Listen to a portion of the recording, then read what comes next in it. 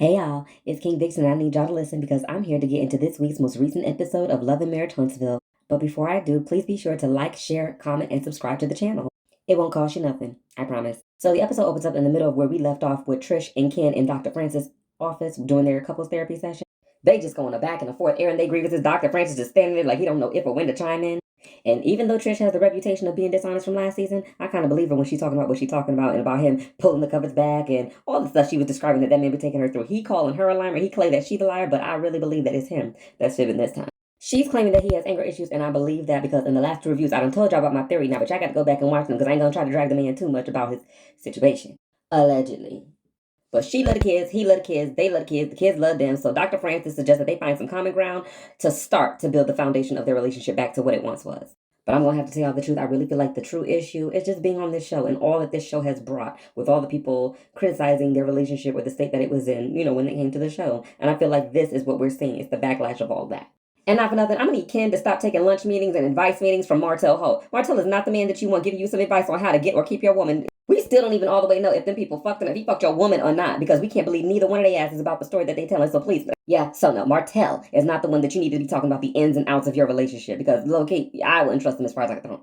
So then we move on to Destiny in Detroit, having a very delicate family reunion. She's meeting up with some siblings that her mom has had past her that she had never met before, or they had never met her mother before. Her mother has battled with drug addiction on and off her whole life. She was taken away from her mother when she was very young. She gives us a lot of insight into her family and into her background. This really gives some in-depth perception to who Destiny is and why she's so guarded and why she is the way that she is. Now, the scene with her grandmother and reuniting with her siblings, it was touching, it was beautiful. But the scene that followed thereafter was a bit triggering. Now, when we move on to Destiny's mother meeting with them and meeting with her sister for the first time, I can understand Destiny's frustration, and I don't even want to say too much about what my initial thoughts were because I like Destiny, and this is a very sensitive matter, and this is somebody's mama. However, what I will say is, Miss Rhonda, it's wrong for you to feel entitled to anything that Destiny has made of herself when you didn't put into anything to who she has made of herself or who she has become. She seems kind of jealous or put off by the fact that Destiny's so close with her father, but her father's who came and got her when you lost her to the state. So I ain't trying to, judge nobody or nothing like that. But all I'm saying is like you're expecting her to put you up and take care of you, and you're expecting the benefits of all that you think she is when you don't even know this girl just went through a divorce. Her ex-husband filed for divorce when she had a 3-week-old and her first child. She had to figure out how to be a mom on her own with no guidance or instructions or no experience from you. And she had to build herself back up after that divorce. She had financial struggle and all that, and you were nowhere to be found. So now that she's kind of getting back on her feet and she has to take care of her father who took care of her because he's cancer stricken, lady, chill out. But like I said, I'm going off too far into my opinion because that is not my mama, that is her mama. And I don't want to offend anybody who has had a mama, who has had any type of drug history. Thank God my mama hasn't, and we just gonna move right on. So we cut over to the Scotts 2.0 and 1.0, traveling around and about because they're from Michigan as well. Detroit, not necessarily, but I think it's, what's the name of that car? Pontiac. I believe the Scotts are from Pontiac, Michigan, if I'm not mistaken. But anyway, we go around, we see their roots, we meet their father again and their father's best friend, and their father has a conversation with their wives about how he wishes his sons would take a break on working because he worked his whole life away, and now that he's retired and he's watching his grandchildren grow up, he's trying to break the generational curse and express the importance of his sons making time for their family and not just feeling because they provide financially that they have no other obligations to their family. And I think it's admirable for Papa Scott to be trying to break the generational curse, but honestly, them boys is hard-headed. And they probably have their own history, their own way that they feel about their father, and it's a little too late. Like, these men is old enough to be grandfathers at this point. And I don't have much faith on them changing, but we'll see.